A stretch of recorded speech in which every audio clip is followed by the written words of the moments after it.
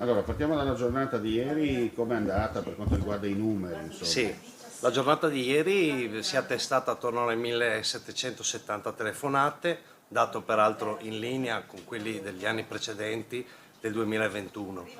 Fra i vari eventi, snocciolando i dati, si evince una ventina sono stati gli incidenti stradali, poi 8 diciamo, i problemi sanitari all'interno dei luoghi di culto, 7 nei ristoranti, una decina i furti, un lieve calo e 7 negli impianti sportivi, impianti della regione, dei vari comprensori.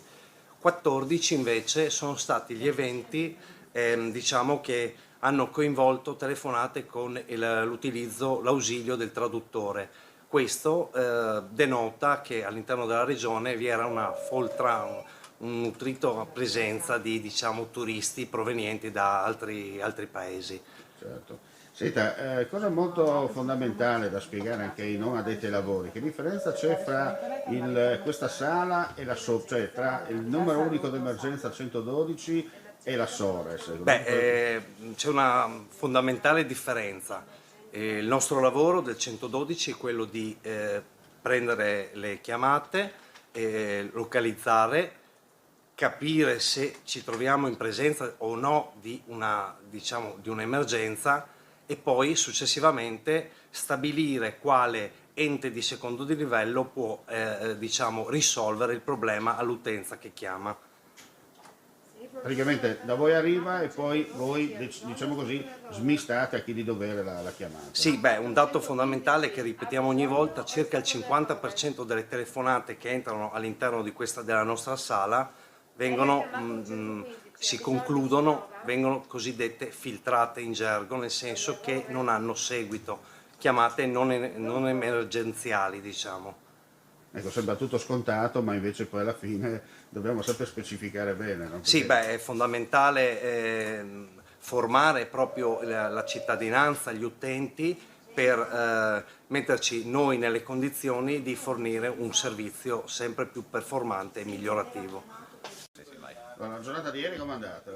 Allora, nella giornata di ieri abbiamo riscontrato un notevole numero insomma, di verosimilmente malori che ci sono stati sia in luoghi pubblici che in casa, molti dei quali, la maggior parte, sono stati portati comunque ai pronti soccorsi.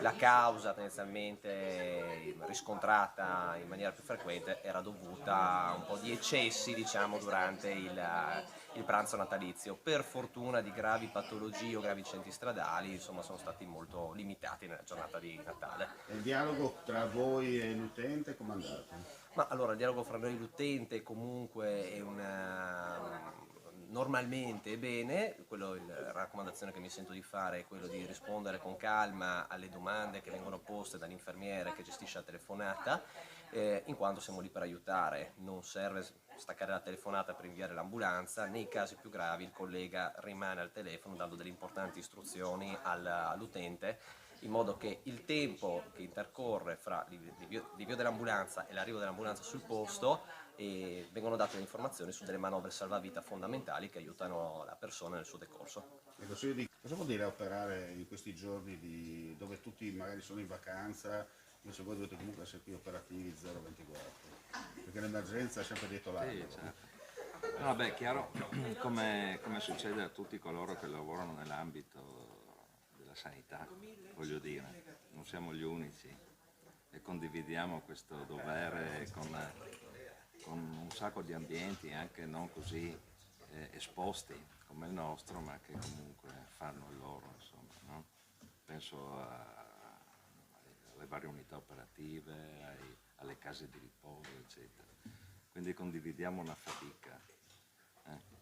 Poi il fatto di lavorare, sì, lavorare nei giorni di festa, eccetera, eccetera, beh, è un lavoro che va fatto evidentemente per il fatto che effettivamente in certi periodi dell'anno magari certe persone sono meno seguite, o comunque le difficoltà e le esigenze di assistenza sanitaria rimangono trasversali, indifferente a quale sia il periodo.